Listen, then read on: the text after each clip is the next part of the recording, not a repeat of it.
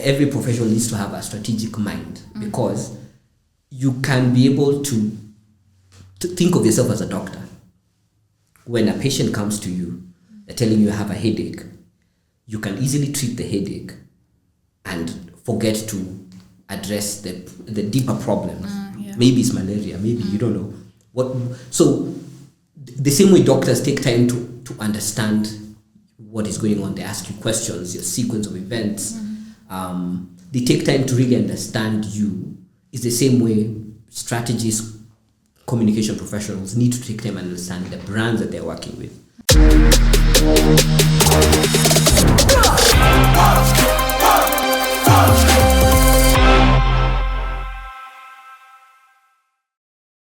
Welcome back to the Creative Colab. If you're new, welcome. If you've been here for a while, thank you for joining us once again. This is our 4th episode, season 2. We've been having lots of conversations with creatives from different fields within the creative industry. Today we are diving into the communication, brand and digital strategy, and we are joined by an amazing guest, Nalwa Khisa. Thank you. Thank you for being here. Thank you for having me. Yes. Yeah, I've interacted with you for a while. Yes. Mostly on social media, especially LinkedIn.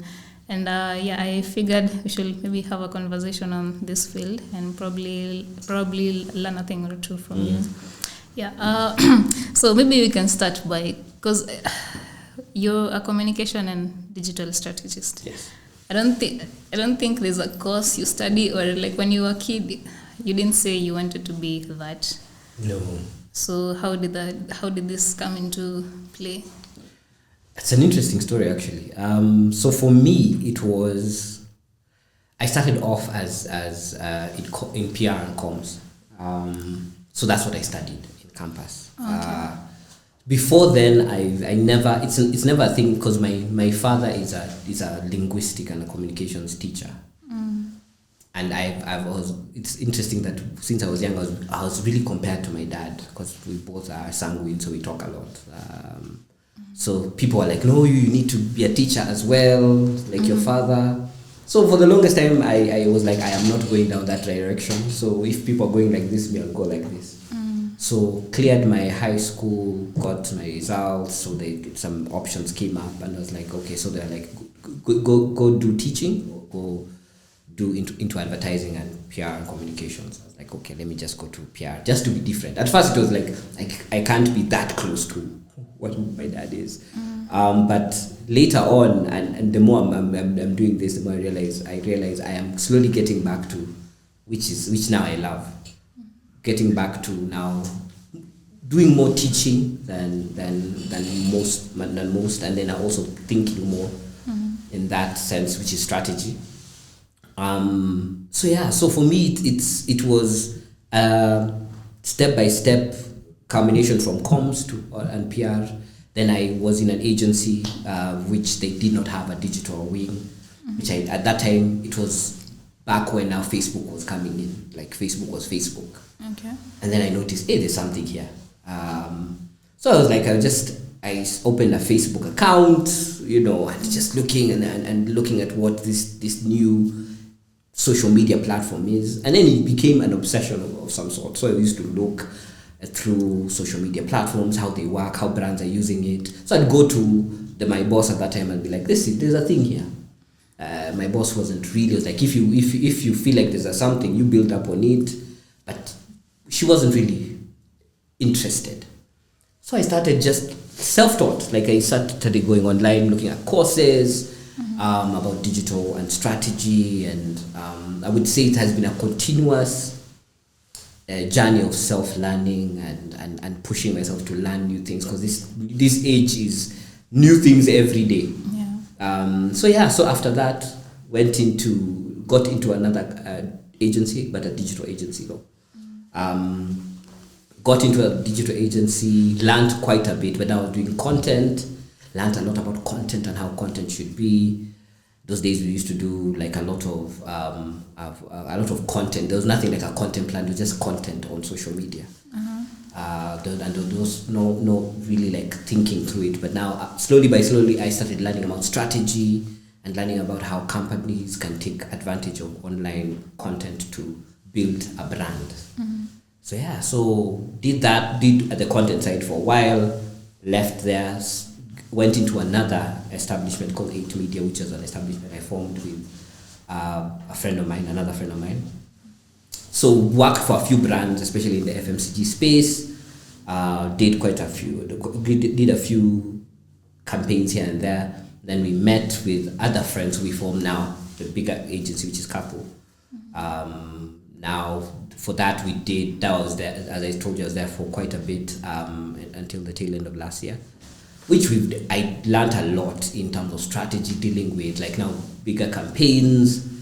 So it's been I would say it's been slow learning, slow experiences, and being self-taught.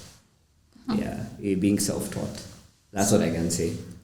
Okay, so all this time there hasn't been any platform that shares this kind of knowledge? I wouldn't say that. I would say that there has been platforms like now LinkedIn courses, Google courses. The time back there was Facebook, and right now it's Meta, Facebook Blueprint.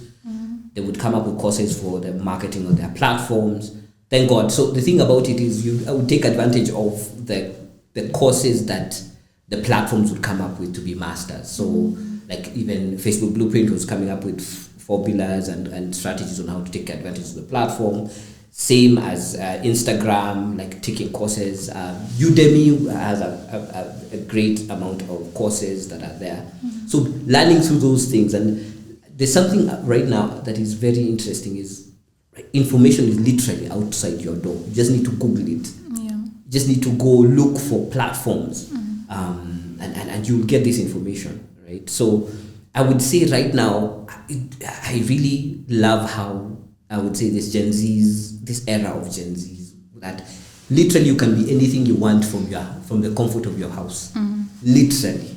Like if you want to learn videography, what these guys are doing here, you can literally learn it at home. My brother learned it at home and he's working right now for an NGO. And he's barely even passed, he hasn't finished his campus. Yeah, I'd say, true. Most things are on the digital platform. So it's a beauty. So I feel like the quality of the information is how we perceive it and how we execute it. Because your uniqueness is what brings the difference. And I believe that's what people need to be. Because everyone has tools. AI is a tool. Like AI is a whole new conversation. We'll get to that. Yeah, it's a whole new conversation.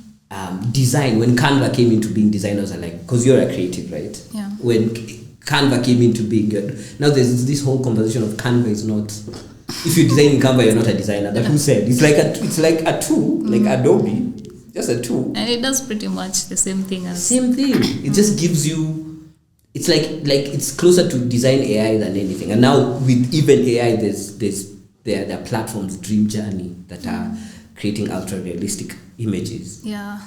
Crazy. These days it's even hard to know what is real and what's not. There's a photo I saw and I was asking myself, is this real or is this AI? We've gotten to that point where we can't even differentiate. It's mind blowing. So it's right now tools, as I said, now tools are out here. It's your perspective, it's your individuality and what you bring, how you use the tools and how you use the information to add to this industry or to the place you are in. And probably you're lucky because most information was on the digital platform. And I'm sure you've gathered so much information through all those years you've been learning.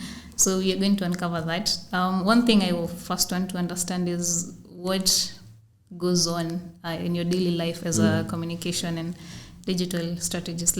What exactly do you do? So as a communication and digital strategist, my job I've come to learn is just to think.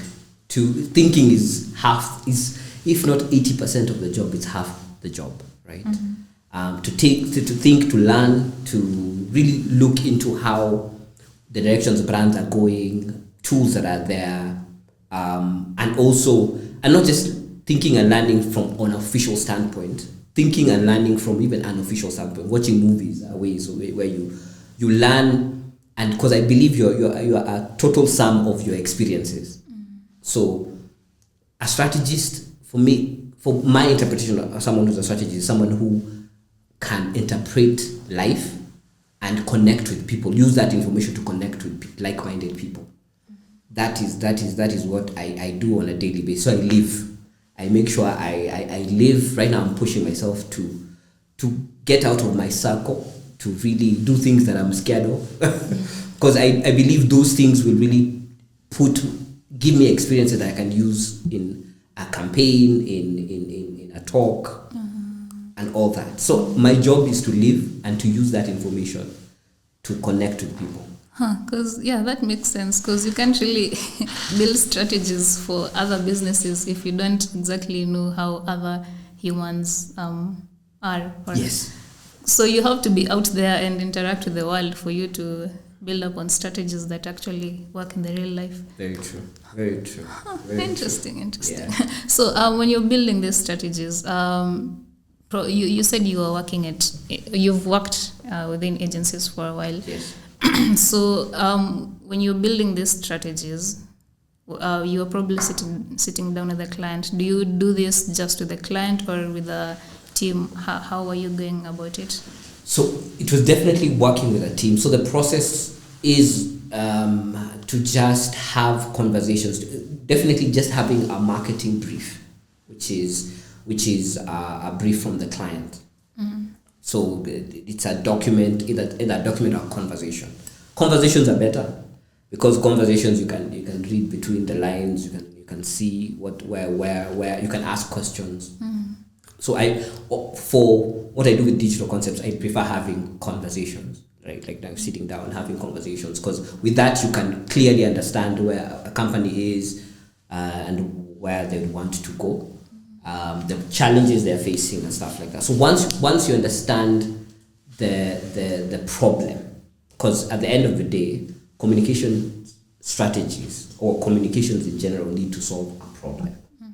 So you can articulate the problem and say the problem is this. And most times the problem is a brand is failing to connect with with its community. Or they do not even know they have a community, or they're telling you, we just want to sell this product, we want to sell water, we want to sell. Now it's you understanding that and saying, okay, so the problem is building awareness with these people so that they can understand, they can connect, so these guys can have a longer lifetime value for the clients that they have, right? So it's those for me, it's conversations, and then number two, now sitting down with a team of creatives. Now, before even sitting down with a team, there's now deducing whatever information that the client has given you into a creative brief. It's called a creative brief. So, because if you sit down with creatives before you have a creative brief, before even then you need to break down and know this is the problem. And this is how we would want to go about it. Now just developing an idea of how we'd want to go about it. And then now having a brainstorm with the creative. But now the brief is giving the creatives, this is the problem. Articulating it in such a way that creatives can understand and be like, okay. You're comparing oranges from oranges. You're not, because sometimes what the client communicates is one thing. How the creatives get it is another, right? So the job of a strategist is to interpret whatever the client has given, breaking it down into digestible formats for creatives, digestible formats for copywriters, and that idea should be able to be articulated and cascaded down. You've mentioned brands. If I come to you, what differentiates me from a business? What's the difference between a brand and a business? A brand and a business. Okay, so a brand is what people think about you. Okay. Is what people say who you are.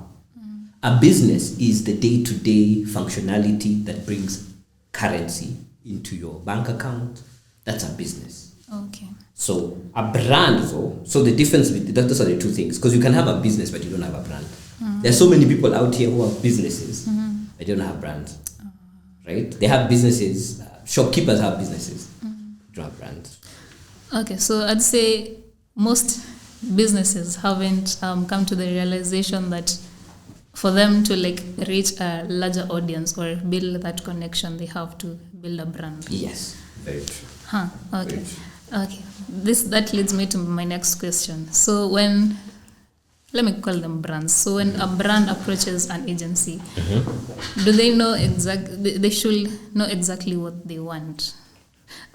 How do I ask this question? Okay, when brands approach agencies, I feel like most agencies don't have that you feel most agencies don't have that communication strategist department. Yes. It just the brief just comes from the client, then goes into the team, and you just start working on things. Yeah.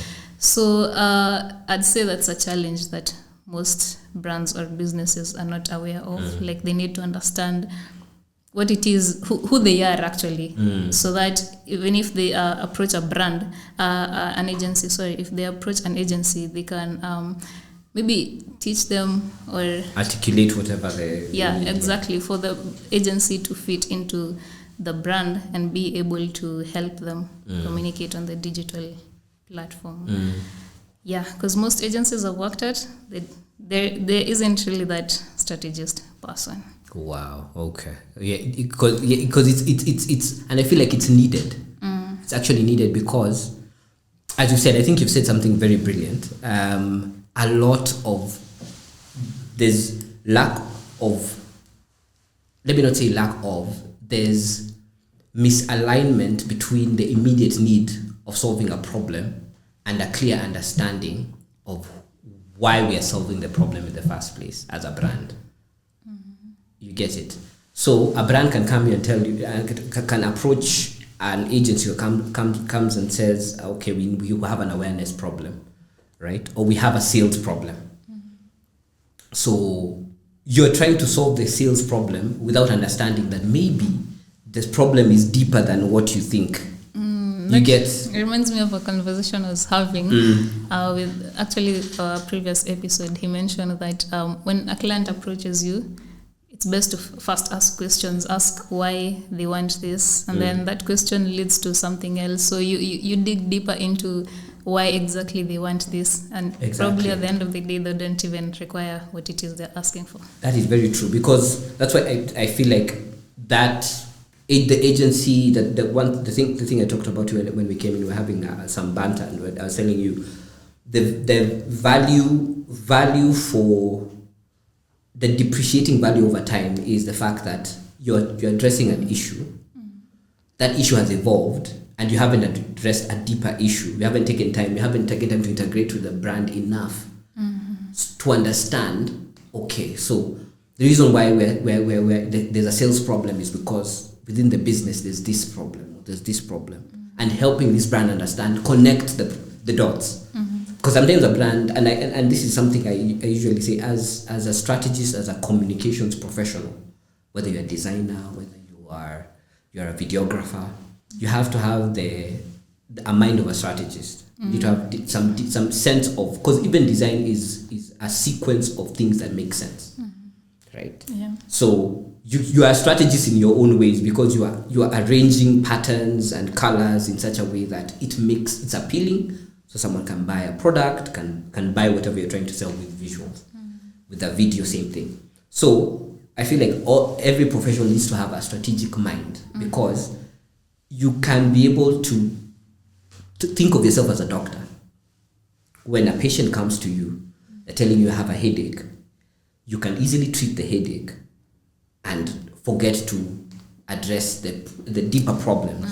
Maybe it's malaria, maybe you don't know. So the same way doctors take time to understand what is going on, they ask you questions, your sequence of events, they take time to really understand you.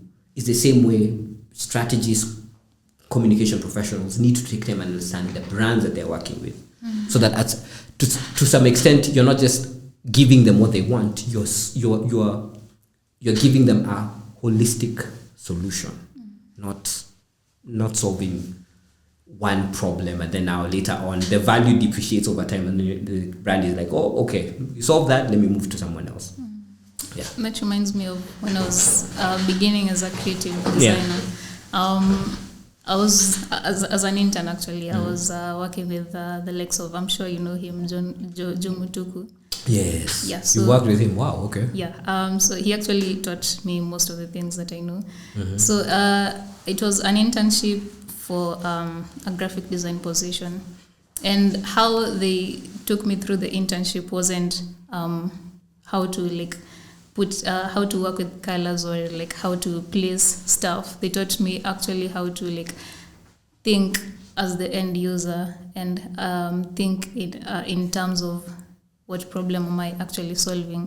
So through that, now that's what's going to guide me on how this particular design is going to look. Because if you first don't have the reason why you're actually designing this thing, it probably won't work because you just did it because you were told to do it. But if you have that strategic mindset, you know, this particular website is communicating to this particular audience, or it's supposed to do this kind of stuff.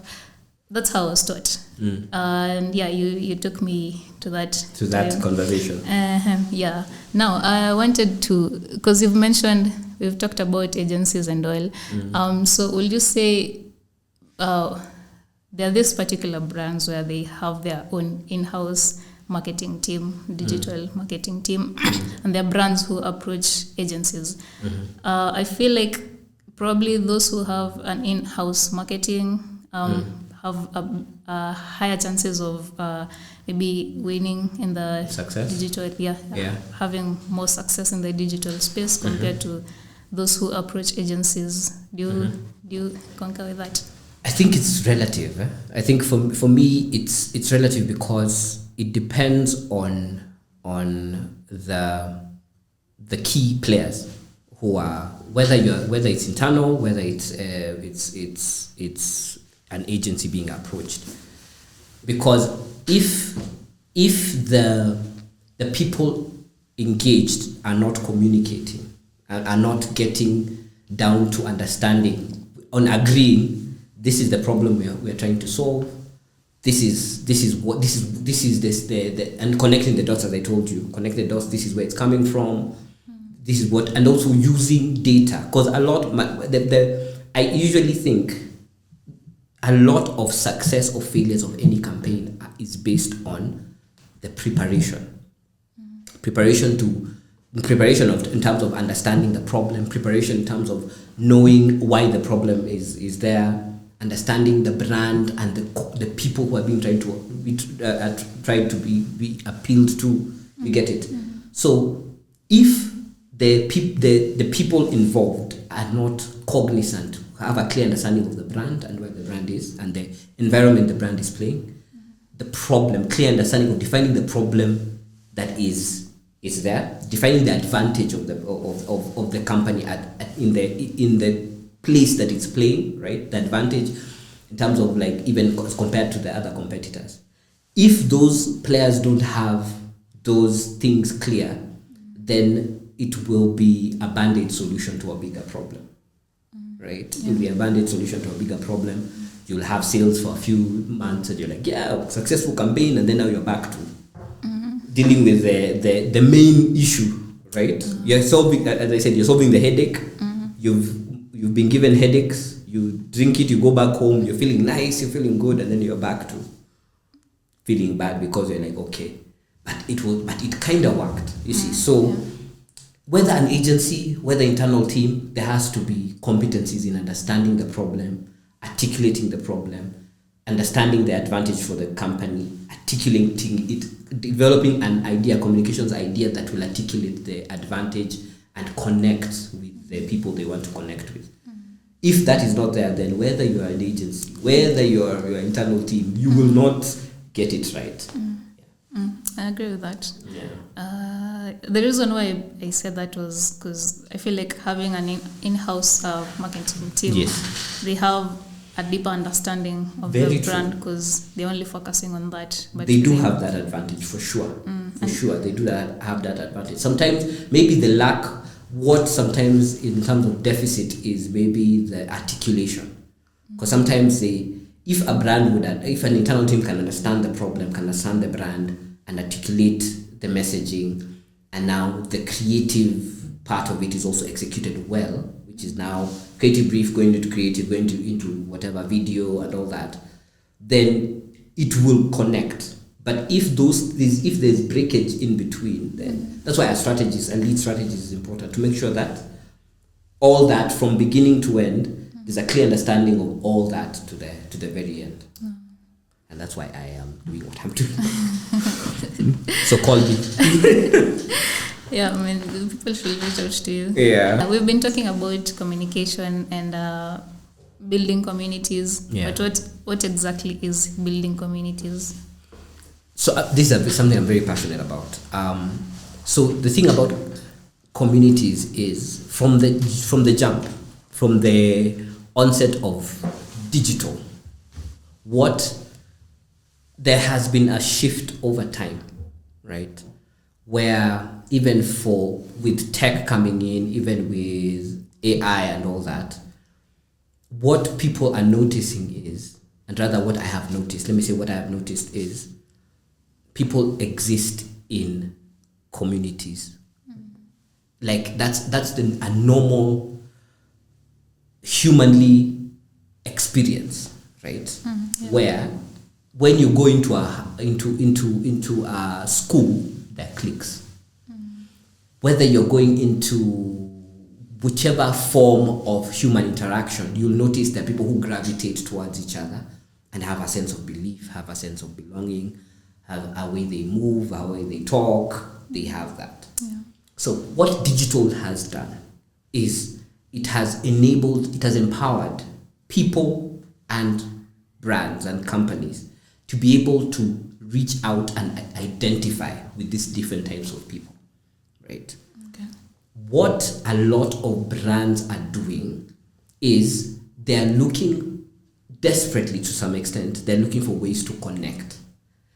But to some extent, there's some brands that are, as I said, they're coming up with stints, short solutions that end up hurting them in the long run because they attract someone. Someone comes in. It's like what's the best example I can use? It's like a date. So you're showing your best self in your first date, second date, and then now when the relationship gets serious, you're not showing the things you were showing in your first date, second date. And then it's like a misalignment of, I thought you were this person and you're not this person. So a brand understanding who they are and who they're trying to appeal to is very important, because I feel like there are brands that have identity crisis. Yeah. That they are in a hurry to try and conform them, and that's why you'll notice a lot of brands use tactics, and that's why I'm saying they're calling them stints. They use tactics to appeal to people. So there's pressure to the agency, there's pressure to the communications team. We need communicate, and it's not more strategic of who are we trying to communicate to? What do they like? Do we even stand for the same things that they do? Is there an alignment between our brand and this community we're trying to appeal to? So that it is natural, because there are brands that are trying so hard to appeal to a community that the community is just like, no fam, like. But there are brands that are doing brilliant because they have understood, these are the people we need to talk to. These are the people, these are our people, right? These are our community. So even in the content, you'll notice they're not even selling much. They're just celebrating the thoughts and the views and what the community deems as fun. And just by that, they're getting a long time value for money from the clients, other than people who are like, let's use that influencer. Because what they're doing is that they're using an influencer who already has a community's interest, and they're making that influencer create content for a community that they're like, okay, so it's like seeing someone who you know saying that this guy is cool, right? And then you meet the guy is like, okay, it's like, would you buy my jacket? You're like, no, I thought you're cool. I thought you have things to say. I thought we would vibe. But you're like, all you're telling me is, would you buy my jacket? No, fam. So at the end of the day, that is how I look at it. It's very. There has to be a very clear understanding of who the brand is. Once the brand has a clear understanding, then understanding who are we trying to who is our community, not who are we trying to, who is our community, right? And then let's build experiences around what us as a community, not them, us as a community we stand for. Let's create experiences. And you'll notice a lot, Red Bull do that brilliantly. Yeah. Have you ever seen Red Bull sell? They don't really sell. They don't. Well, there are a lot of brands that have been able to hack that. Yeah. But as you're saying, I think it's something that you have to first nail before everything else. Before any marketing starts, you have to like nail down and identify yourself, know who you are, and I think once you understand that, everything is just flawless. Because I think trying to figure it out along the way, what happens is you tend to it's like trial and error. How about you try this, we see if it works. If it doesn't, we try something else. But if you if you have an understanding of yourself, you know exactly what you want to say and how you're going to say it because you understand your audience. Yes. Interesting conversation. You really nailed it to the T. Wow, that has been interesting. You've mentioned influencers. So, and you really put it in a funny way, but it was quite understandable. Okay, so you're saying for a brand, they don't just approach any influencer, like they have to be strategic about it as well. Yes, so very true. How are you supposed to go about it? So I have a theory. I have based on what I've worked with different influencers. I've worked with different brands, and just putting down the relationship between an influencer and a brand. And I have a sense of having a community-centric approach to influencers, right? I think that brands need to really take time to understand, does this influencer, we've talked about a brand understanding who they are and who their community is. Asking yourself, is this influencer part of our community in the first place? Do they appeal? Because you notice brands go for an influencer who has following. Yeah. Like, does he have following? We're going there. But you see, now there's a rise over, even within the realm of influencing, there's the rise of the content creator who does not have too much following, but when they post, they have 5,000 people, but those 5,000 people will jump when this guy says jump. Will watch, will share, and stuff like that. So it's also a redefinition of influencing. What is influencing in the first place, right? It's, for me, the community-centric idea or thought of influencing is someone who can be able to build an experience with the brand that will connect with the other members of the community, right? So it's not a fake or it's not, because if it's not authentic, you'll see it. Yeah. That's why you see influencers. There's this funny video of an influencer crying and chucking a product into. I don't remember which influencer it is, but that you with influencers, if it's not authentic, you will notice this is not authentic. Do they even use this brand in the first place, right? So the questions that a brand really need to ask themselves is this person part of our community? And how will this person create an experience, not just do content, create an experience for our community that they would appreciate, right? That's number one. Now, the other thing I think a lot of brands need to consider is building a relationship with the influencer, having a longer term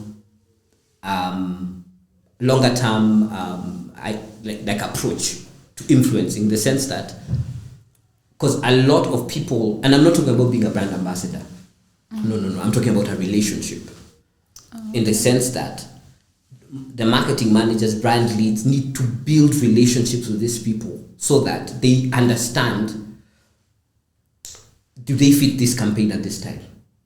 Where are they in life? Is it relevant to them this time? right?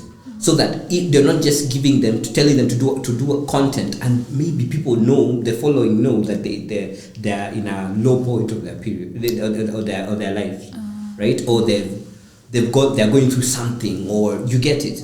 So the thing about influencing is with brands need to have a longer term thinking, a longer term approach with influencers, and that means having a longer term approach with multiple influencers, so that you know, we want to work with this person because they are part of our community, but whatever point they are in life aligns to what we want to communicate. So they can do a brilliant job in building this experience. They're getting married. Great time for them to do this, because by our product really aligns to that. You see, if that is the sense, then it will be very naturally aligned to what this person is doing. But if it's not aligned, man, it will look inauthentic. Yeah. And people will see through it. Like right now, people see through fake influencer ads. So that's what I'd say. That has brought up so many questions. But let me go back to what you said earlier on building communities. Because if you build a community, you stop selling your product, but they still know you for this particular product. Yes.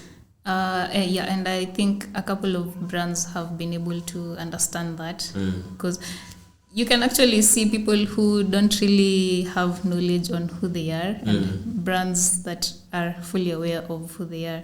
Because brand A, say they didn't go through that whole process of identifying themselves. All they do is just sell their products, and they just do it in different ways, and it really doesn't make sense, because they don't really have that much of an engagement. But this brand B, they understood who they are, and they don't really sell their product, but people love them for probably what they're offering other than just the product. Yeah. Because at the end of the day, you won't be remembered for the product you're selling. You'll be remembered for what it is that you made me feel, or how you made me feel, or, the experiences that you made me have. Yes, people true. won't remember the product. Oh yeah. That is brilliant. That's powerful. Yes, very true. And then now the next part, you talked about influencers. That brings me to now the other agenda on business brands and personal brands. Because you said influencers, they probably have like 5,000 followers, and when they post something, everyone's liking it. Because they've probably been able to understand their audience, and it's not really about them, it's about the people they interact with on the digital platform. So I feel like probably that's why brands are approaching them, because they already have a community around them, and it's easier for them to reach to that particular community. So which one will you say is better between personal brands and business brands? Especially in this era, it's interesting. There's a video I did recently actually about personal brands and organizational brands. If you notice, in this, just go look at even the owner of Facebook has more following than Facebook itself. Look at most big brands, the owners have a bigger following than the actual organizations, right? What does that say? It says that personal brands are actually bigger right now than organizational brands, because personal brands have a clear personality. They have a clear, distinct way of thinking. They have thoughts, they have ideas. They create, so they share their perceptions and ideas that other like-minded people gravitate towards, right? Now, brands who are making it in this economy, this digital economy, are the ones that behave like personalities, right? Yeah. That you will notice as you scroll, you will stop at a brand that is doing UGC content, user generated type of content, and you'd be more interested in that than someone who's, you see a product there, offer and stuff, you will move. Yeah. But if you notice, so brands that are actually understanding, oh wow, we need to have a personality, we need to have an opinion, we need to have a way we talk, we need to create experiences. The same thinking, like I call it like a creator mindset. Brands need to have a creator mindset, a content creator mindset, in the sense that even within their campaigns, you're creating experiences. You're saying, okay, we want to appeal to mothers. What experience can we give mothers that will be different? That they will feel, wow, anyway, these people understand us as mothers, right? So personal brands are bigger. That's what I'd say. In any field, personal brands are bigger than organizational brands. Organizational brands need to learn how to have a creator mindset so that they are clear in how they articulate the ideas and all that. I like how you put it. Yeah. You've said you've been in the industry for more than a decade. Yes. How have you seen the evolution of digital strategy and digital marketing? How has it evolved through the years? It's been interesting. So at first, when digital started, it was just platforms. There was no advertising. There was no different sectors of digital. It was just you would putting up content on your Facebook page. The reach was organic. There was no really much appealing. But over time, with the evolution and the introduction of AI and new platforms, the need for you to understand who you're talking to, because the net is wider, the space is wider, right? It's like sometime back you would just be talking to people in this room, but right now you can talk to people in the world. Like the net is so wide, but you really need to. There's an analogy of talking to people in the dark, right? So you're in a room and you're in the dark, and you're trying to appeal to the right people, right? That's the analogy of digital right now. So you have a room full of people, but it's dark. So you need to figure out what would you say to gravitate the right people towards you, right? Or to discover the right people, right? So that's the analogy I would give you. So what is more? So before then, it was very. I would say digital was a lot of trial and error. It was, people knew this thing was a powerful source to brand and identify ourselves as a company, as a person, but they didn't know how. Now, after a while, digital now became when with the introduction of more platforms like Instagram, TikTok, Snapchat. Now people started hitting people and brands that, wow, okay, TV has stopped being the screen. TV has become your phone, right? So now the challenge is, how do we get our message to the right people at the right time with the right resources, right? So right now it has become more, it has shifted, because sometime back a lot of a company or an SME would take time before they even get clients or get people. A personality will take time to even get following. These days, if TikTok is anything to go by, you can put a video out, your first video out, and it goes viral, and you're famous. True. Like, it's the digital. This digital era has made it such an open field for a lot of people and brands and entrepreneurs that all you need to understand is yourself. I think self-understand. I'll stress that, like self-understanding, like as a brand, as a person, knowing what you believe in, what your message is, and focusing on identifying to like-minded people makes more sense, because a lot of, yes, digital has empowered people. So with media, there's strategy, there's content. Those are the three. I usually look at digital in those three buckets. So strategy, media, and content, right? So content is where the meat is, because that's where you articulate whatever you're articulating. So strategy is the thinking of how do we place this right? How do we frame this right? How do we put out this in such in a sequence that people are going to identify with? Now the media is now the thinking of how do we place this in the right places so that the right people can see it. So all these are like superpowers, right? Right now it is imperative, because if you put out the wrong content and gravitate the wrong people, then you'll have, after a while, you'll notice that there's negative feedback because you're not talking to the right people, right? You're not identifying with the right people. So guys are like, no, we went there and it was boring.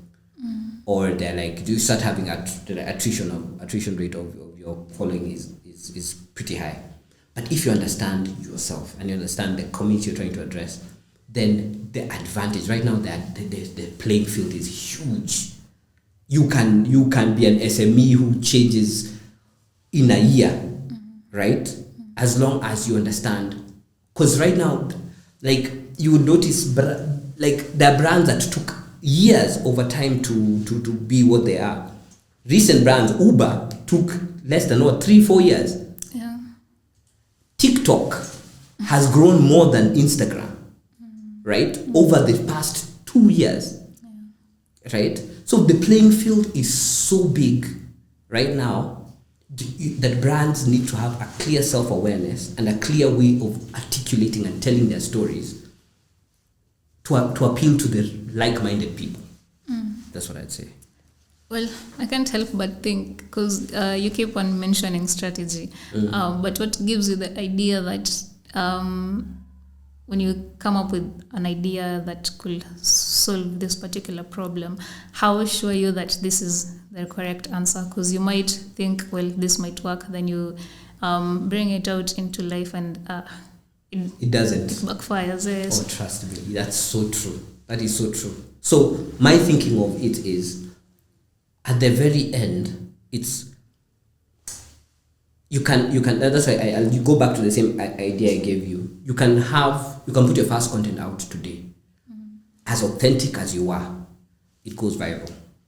But you can put the same content. You put the first piece of content, second piece of content, that it is your 100th piece of content that you did something different that goes viral. From what you're saying is algorithms is what may work for you. It's not purely algorithms, because yes, there's algorithms and all that, but there's also authenticity. So authenticity, I think, would trump algorithms in the sense that once you have, even if it's 100 people, if you're authentic, those 100 people, because who said you need 1 million followers to create a business? Okay. You get it? Who said you need 1 million followers? Like, I'll ask you, how many followers do we have right now on Instagram or on LinkedIn? Like around 3. Who, me? Yes. 15. Exactly. 15K? No, 100. 1,500? Who said that you need 15K? Maybe within those 1,500, there's a CEO who will see one post and you'll change your life. Okay. You get it? So a lot of people think, I need to have more following on Instagram. No, you just need to be more authentic. Your job should be a lot more, and this is now this is my perspective of it, because with brands, they have the advantage of now having media spend behind it, so putting your content out to a larger audience. But even with brands, and same for personalities, if you're authentic, if you keep doing authentic content, then the right people will gravitate towards you and your business will be more sustainable. Like that. But if you are trying to solve problems with Panadol, then it'll be a temporary fix. Okay. And yeah, so those are my thoughts. Okay, yeah, I think I get you now. I think it all comes down to consistency as well. Yes. Because your first post might go viral, but if you don't maintain that consistency, you'll probably be forgotten. And the other thing is test. Yes, your content is authentic. Putting out content is authentic and all that. Study, also understanding how the platforms work. taking time to understand how the platforms work, how the people within this platform behave, also being native to the platforms, right? With Instagram, with TikTok, being native to how people interact in those, because you can't go into this is an analogy, you can't go into a room where people say, hi, my name is, that's the formula that they use to introduce themselves, or you can't go into a room where people greet each other in a certain way, right? Or do things in a certain way, kind of when you're at Rome, do what the Romans do, kind of thing. And then you're there doing it in different ways. Guys won't pay attention to it. They're like, oh, this guy does not know what they're... So they'll just ignore you. So that's where strategy comes in. Understanding how these platforms work. And knowing, yes, you have a message for these people that they will identify with, but how also are you presenting this message? Is it also in a way that's understandable to the people? Is it in their dialect? Is it native to the platform? The other thing you keep on insisting is understanding your audience. There's this podcast I was listening to, and because you first have to learn how your audience works, how the people are, how they interact with each other, and say probably you have a website. You have from the website, you need to understand how people are using it, so that you can probably adjust a few things to work for your audience itself. So they were talking about heat maps. So you kind of see how someone is using your website. They move from this side to this side, and how actually just how they interact in general. And it's they brought up the idea of how brands don't really create products with the audience in mind. Oh, so true. So you find that probably, let's say you create a website and you want it to look cool, you the scroll, if there are multiple scroll effects and things are just in areas where you have to find them, you have to click on something to bring up another window, having a really complex user journey. That is amazing to you as a brand or to you as a person. Because also you find other brands probably when they're creating a brand identity, they create something that looks good to them. Probably they're like, I like pink, let me put pink, and you probably pink doesn't really at all does not connect brand at all. So also when you're creating these brands, you have to put the audience in mind. And it makes it easier for you to communicate to them. Very true. I cannot agree anymore. That's because audience, because once you put out, when you start putting out authentic content, you'll start getting feedback. And that's why I say it should go from you to we. We as a community do this. The we aspect is what you need to listen to. So once you put out content, you put out messaging, listen to what the community that is you're gravitating towards you are saying. Because whether it's through their behavior on your website, their behavior in terms of comments, because you will, based on, there's one brand we worked with, so I built as one of the most loved brands in the FMCG industry. What I really enjoyed working with them because they really understood who they're talking to. Campaigns would never be about we need to sell. Yes, the product was there, our focus is this product, but it was not in the context of we need to have an offer. It was more in the context of how do we create such amazing experiences for people who love this product, so that people would be like, wow, I am a fan. I want to do, and they would, because feedback is ways of making your engagement or your communication better. Because if you don't have feedback, you're not catering to the community. I think we've covered a 360 thing when it comes to digital strategy, because we've talked about the first thing is to understand who you are and what you're offering, then being able to communicate to your audience, and then the last bit is probably taking feedback and using it to your advantage. It's more of building a product. When you build a product, you first understand what it is, then you test it out, you see whether it works, and then you probably you create a minimal viable product. Yes. To collect MVP, feedback. yes. To collect feedback, then use the feedback to make it better. Which people should also use. Very true. That's actually a very good one. Yes. So probably 2 more agendas, then we close up. Yeah. I think we can keep it. I can talk on and on. Yeah. So what do you think? Where do you think digital marketing is going to be in a few years' time? Wow. That's a good question. Wow. So for me, digital marketing will be heavy on experience. Will be heavy on, with VR, virtual reality, that's where it's going. Will be very heavy on experience. Very heavy. The evolution of content will be bigger, right? Because I think with digital has brought the aspect of you understanding. Because before, traditional media, you wouldn't really have those kind of interactions that you're having right now. So a lot of it will be very experience driven. In terms of like getting people to because there's a campaign I saw where it was a fashion campaign where people would take a photo of themselves and they would try out clothes virtually before buying them. I was like, this is I think I've seen ridiculous, right? AI, I can only imagine what AI, like virtual reality, like even with real estate where people you don't need to go, before you buy, you don't need to go physically to them. You can have a virtual tour where you are literally opening doors and going, like literally you can touch tables, right, and stuff like that. So I feel that that's where digital marketing, it's going heavy on experience, it's going heavy on content, it's going heavy on people, on actually connecting to people in ways. And there's one guy who I really look I really follow what he does. He's called Gary V. He's very, I don't know if you've heard of him. Yeah. Very far ahead in terms of like his ideas.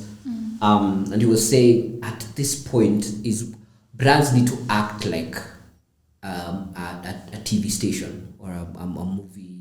That's what I'm saying, like a content mentality. Like always looking into ways to create experiences, and that's where the future is. Brands that will look into the future and say, how do we use AI? How do we use virtual reality? Are the ones who will be relevant. Yeah, and I think with virtual reality as well, it's going to bring up personalized advertising. Yeah. Because with the current technology, you're able to like collect individuals' personalities. So marketing will be more personalized to a particular individual. So you'll probably find the ad that you see is not the same as the ad that you're going to see and they are for the same brand. So I think there'll also be that. And yeah, it's just going to be, people have to be creative as well because you're advertising on people's faces. Very true. And now designers will have to now be experienced designers, not just colors and like now experiential design will be, that's a term. Experiential design will be something. I feel like that's where things are going. Like looking into, even with color, how do we create an experience? Even with imagery, how do we create an experience? So you can imagine you designing an experience within VR when someone wears that thing, or someone is exploring a website and it's a 3D kind of, what are they seeing, what colors are they seeing, and which sequence are they seeing it. It's going to be interesting. It's going to be very, very interesting. That's true. Because the mundane things are not really the mundane. The things that because I believe everything is an evolution. The images, pixels, fonts, those are now, AI is now doing that. Yeah. Like you can tell Canva, I need even ChatGPT, I need a design of this. Mid-Journey, I need a design of, it gives you, I need the font to be this, it literally gives you that design. Yeah. So I think designers need to think about how do we evolve? What is the evolution of a designer right now? Is it going into building experiences within the 3D realm, or is it like, what is that? What does that look like? Yeah, it seems like an exciting time to be in. It is. I am very excited. I can only imagine what if this is this year. I can imagine 2 years from now. It will be let me tell you, I feel like we'll be in a totally different place. I think so. Yeah, that's definitely true, because it's advancing quite fast. Very fast. Because people thought AI is going to take like 5 years to like advance. Right. But it's really good right now. And yeah. It's giving you very cognitive answers. And you're like, what? This is like a human being. Like a human being who can tap the internet and at the same time. So it's ridiculous. It's scary to some extent. But it's how we are going to use that, and how we foresee ourselves evolving. And that's what if there's anything I would like to encourage designers, whether you're a designer, brand manager, look, or even a strategist, look at how your even agencies, like, look at how your industry is evolving and how you would evolve with it, and not just being tied to I do design, or I come up with ideas. Oh my god. I'm just saying. Yeah, I really dislike calling myself a designer. Like, it's so fixed. It's fixed. Yeah. It's a good thing. It means you're, because I feel like design is evolving. It's evolving. Because you would not, the thing is, you would not take, the human touch will always be relevant. Because humans are the ones who make cognitive. Because I know AI does make cognitive decisions, but in terms of perceiving emotion and understanding emotion, that you can't take away that from a human being. Yeah. Right. So designing with that in mind, then that can never be taken away from you. Right. So now looking at how does that evolve? Food for thought. Thought there. That has been an amazing conversation. Thank you. I think we've rolled for, I'm not sure, maybe 1 and something minutes, or almost 2 hours. Yeah. But it's been an amazing conversation. I still have so much that I think we can expound on, but... Sure, tell me when. Yeah, I'll reach out. I'll definitely reach out. Yeah. So for those people who are curious, maybe they've watched you and they're like, he's mentioned something that my business is... are facing challenges with, and maybe I should reach out to him. How should they reach out to you? So Nalwa Khisa on all platforms. Digital Concepts is a website. You can go there. We're putting out some resources. We're coming up with some resources just to help like-minded people in the thinking of community-centric marketing, which is I'm a big advocate for. And coming up with ebooks, coming up. If you are interested, you can give me a call. My number is, actually, the numbers are there at Digital Concepts. You can inbox me on LinkedIn. Let's have a conversation about it. But, yeah. That was great. Yeah. Thank you so much for being here. I'll definitely invite you for something else. Thank you. I will definitely show up. All right, that has been the 4th season of the Creative Colab. Thank you so much for watching. Hopefully you've learned something from this conversation. If you're probably a graphic designer and you want to maybe incorporate strategic thinking within your process, I hope you've learned a thing or two from this conversation. You can also check out his LinkedIn. He has some educational content there. And that has been it from us. Thank you so much for watching. And that is it. Good morning, good evening, and good night from wherever you're watching us from. Bye.